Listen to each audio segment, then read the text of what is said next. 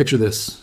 On Wednesday, April 15th, 2026, people in Philadelphia were walking outside in shorts and tank tops, running their air conditioners in the middle of April, watching the thermometer hit 91 degrees Fahrenheit. Not a heat index, not a feels like temperature, the actual air temperature. 91 degrees in Philadelphia in the middle of spring. Baltimore hit 93. Washington, D.C. hit 91. New York City touched 90 degrees, and meteorologists were calling this the first official heat wave of 2026, comparing it to July and August conditions, and noting that Philadelphia had not seen a 90-degree day this early in the calendar year since April 16th, 2002. Baltimore and Washington had not seen April temperatures this high since 2013. 160 million Americans were experiencing temperatures that exceeded their average June highs, not just above normal for April, not just warm for the season, but literally warmer than what those cities typically see in the first weeks of summer. People were sweating, opening pools early, complaining about sunburn in a month that is supposed to still feel like spring. And then, inside the span of a single week, in some places inside the span of a single weekend, Mother Nature reached into her bag of absolute chaos and pulled out a 50 to 60 degree temperature. Drop, freeze alerts, the potential for snow and nighttime lows in the 20s, summer-like heat to a hard freeze in days. This is the weather event that has the entire eastern United States talking right now. And today, we are breaking down exactly what happened, why it happened, what it means for gardens and farms and agriculture, and whether this kind of extreme temperature whiplash is becoming the new normal for American spring weather. Welcome to the channel. Subscribe if you are new here. Let's get into it. First, let us establish just how extreme the heat actually was before the bottom fell out. A slew of record highs were set on Wednesday, April 15th, including in many of the major mid-Atlantic cities. Philadelphia reached a high of 91 degrees, while Washington, D.C. and New York City hit 91 and 90 respectively. The high in Baltimore reached 93. This is the earliest occurrence of 90-degree temperatures in Philadelphia since April 16th, 2002. It was also the earliest 90-degree day in Baltimore and Washington, D.C. since April of 2013. AccuWeather. These are not trivial numbers. When meteorologists talk about record-breaking April heat, they are not talking about something that is slightly unusual. The average high temperature in Philadelphia in the middle of April is around 60 degrees Fahrenheit. 91 degrees is more than 30 degrees above the seasonal average. That is not a warm day. That is a different season. And it was not just the mid-Atlantic. Nashville was challenging record highs. Atlanta was pushing against daily records that date back to the 1890s. Charlotte was aiming for a record set in 1896. The heat was widespread, it was intense, and it was driven by a strong ridge of high pressure that had built over the eastern United States and was essentially acting as an atmospheric dome, trapping warm air over the region and preventing any cooler air from moving in. Across the eastern United States, approximately 160 million people were experiencing temperatures that felt more like early summer than spring. People planted gardens early. Fruit trees and flowering plants that had been waiting for warmer soil pushed out buds and blossoms. Apple orchards in Pennsylvania and New York started blooming. Cherry trees that typically bloom in May opened up in mid-April. The heat was convincing the natural world that summer had arrived. And then the cold front arrived. A storm forecast to bring late-season snow to part of the Intermountain West would bring a new round of severe weather to the central states and drag cooler to colder air eastward this weekend. The shift in temperatures may feel more like a changing of the seasons, with widespread summer-like conditions during the day on Friday and Saturday, followed by nighttime lows more typical of late winter or early spring, with some spots dipping down into the 20s. AccuWeather read that again. Nighttime lows in the 20s, Fahrenheit. That is below freezing. That is late January temperatures arriving in a region that had just been sitting at 90-plus degrees 5 days earlier. For some locations, this will be a 50 to 60 degree temperature drop. Temperatures are forecast to fall to near or below freezing by Monday morning in locations such as Madison, Wisconsin, Lansing, Michigan, and Binghamton, New York. AccuWeather 50 to 60 degrees in 5 days. Think about what that means practically. On Thursday, you are running the air conditioner and worrying about sunburn. On Tuesday morning, you are looking at a frost advisory and watching ice form on your windshield. That is not a weather forecast. That is a meteorological whiplash injury. And it is exactly what millions of Americans across the Midwest and Northeast experienced during this event. The cold front moved eastward with a timing and severity that AccuWeather described as a potentially painful reality check, which, for a meteorological publication, is about as dramatic as language gets. The clock was ticking on the summer-like weather the moment the heat peaked, and the collapse when it came was sharp, fast, and comprehensive. Now let me explain exactly why this kind of dramatic temperature swing is possible and what the atmospheric mechanics are that allow a region to go from record heat to near freeze conditions inside a week. It comes down to two things: air masses and frontal systems. The eastern United States sits at the junction of several different air mass types. To the north, cold air from Canada and the Arctic sits in large pools. To the south, warm, moist air from the Gulf of Mexico pushes northward. In between, the jet stream acts as a boundary and a steering current for weather systems. In normal spring conditions, the jet stream sits relatively far north, and the transition between warm southern air and cool northern air is gradual. But in late April 2026, the atmospheric setup was anything but gradual. A powerful high-pressure ridge had developed over the eastern United States, essentially locking the warm Gulf air in place over the mid-Atlantic and south for an extended period, which produced the record heat. But that ridge was not permanent. A cross-country cold front was moving eastward, fed by a completely different air mass that had been building in the Intermountain West and the northern plains. When that front intersected with the warm, humid air mass sitting over the east, the result was a collision. Thunderstorms, severe weather in the central states, and then the arrival of dramatically cooler air pushing all the way to the coast. The jet stream dipped sharply southward behind the front, and the same atmospheric pattern that had been delivering July-level heat in April was replaced within days by something that AccuWeather described as feeling more typical of early March than mid-April.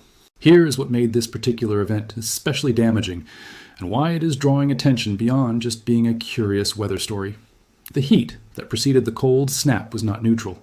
It actively accelerated biological processes that made everything more vulnerable.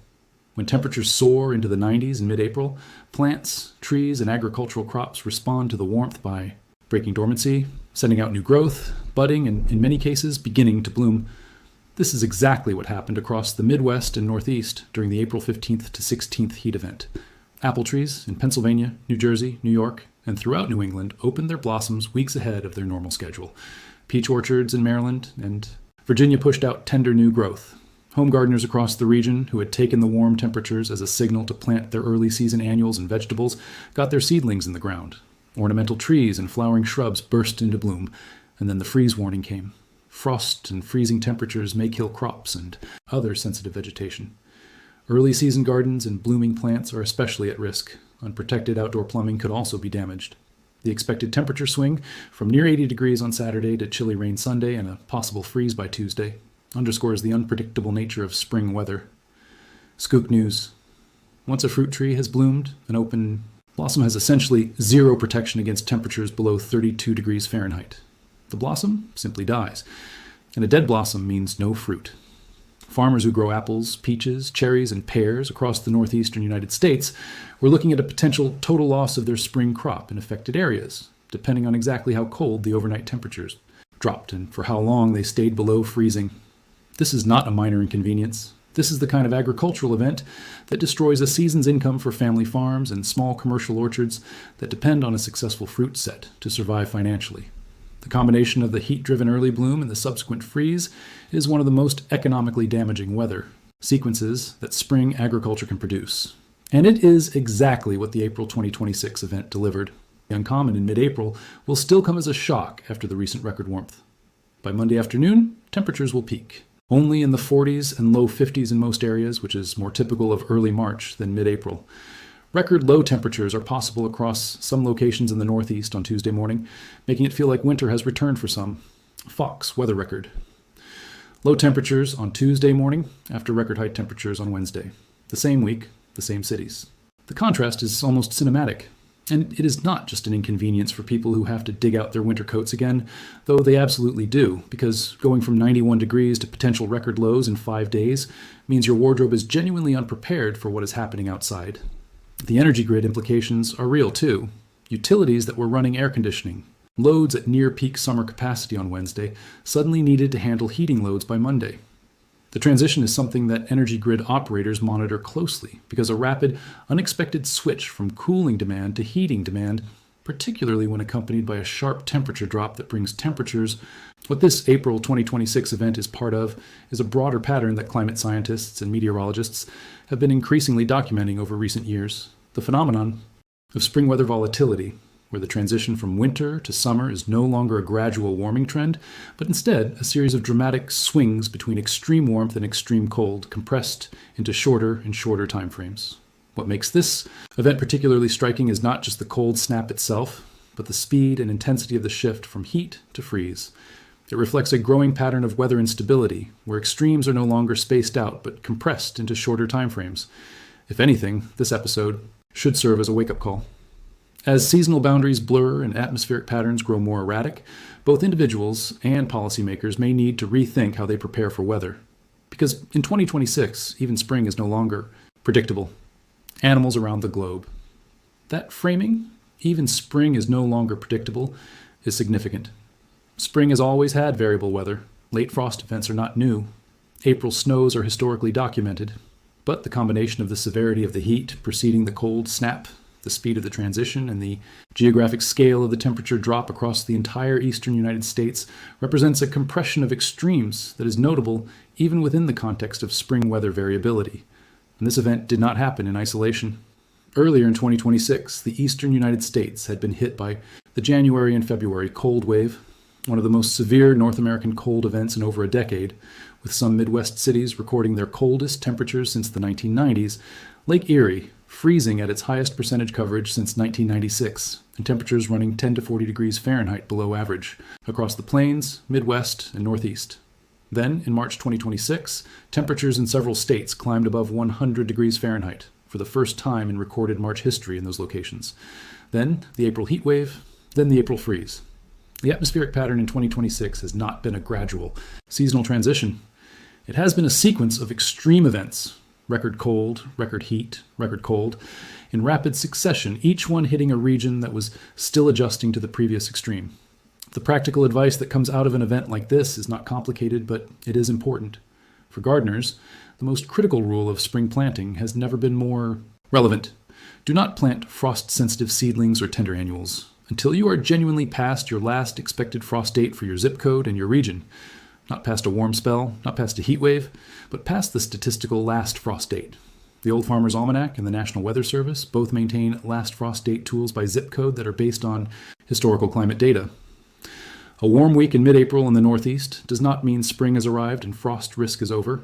It means the atmosphere is doing what it does in 2026 spring, which is delivering extreme warmth followed by a hard freeze on a timeline of days rather than weeks. For farmers with orchards, the options are limited, but they exist. Frost protection smudge pots, wind machines that circulate warmer air from higher altitudes, overhead irrigation systems that coat blossoms in a protective layer of ice that paradoxically insulates them from the freezing air. But all of those protections require lead time, and lead time requires accurate forecasting. AccuWeather, the National Weather Service, and Fox Weather all provided several days of advance warning on this event, which gives farmers at least a fighting chance to protect their most vulnerable crops. Whether they can do so across the scale of an event affecting the entire northeastern United States is a different question entirely. Here is where this story lands. What happened in mid-April 2026 across the eastern United States was not an unprecedented weather event in isolation. Late spring freezes following warm spells are historically documented, and 50-degree temperature drops over a week are within the range of what the atmosphere can produce in April. But the context makes it extraordinary. Record 90-degree heat in April cities that had not seen those temperatures this early in more than a decade. 160 million people experiencing temperatures exceeding their June averages. Orchards bloomed, gardens planted, air conditioners humming. And then a wall of cold air moving from the plains to the coast in days, bringing nighttime lows into the 20s, freeze alerts. Across the Northeast and Midwest, and an agricultural loss event that could affect fruit crops across a region that produces billions of dollars of food annually. The AccuWeather meteorologists noted that additional cool periods are possible later in April and into May, driven by atmospheric patterns in the northern Pacific. Which means this may not be the last cold punch for a region that already experienced one of its coldest winters in a decade before this spring began. Subscribe to the channel and hit the notification bell so you know when we cover the next major weather event. Because in 2026, you genuinely never know what is coming next. Drop in the comments, where are you located and what did you experience from this temperature swing? I want to know how dramatic the change felt on the ground where you are. See you in the next one.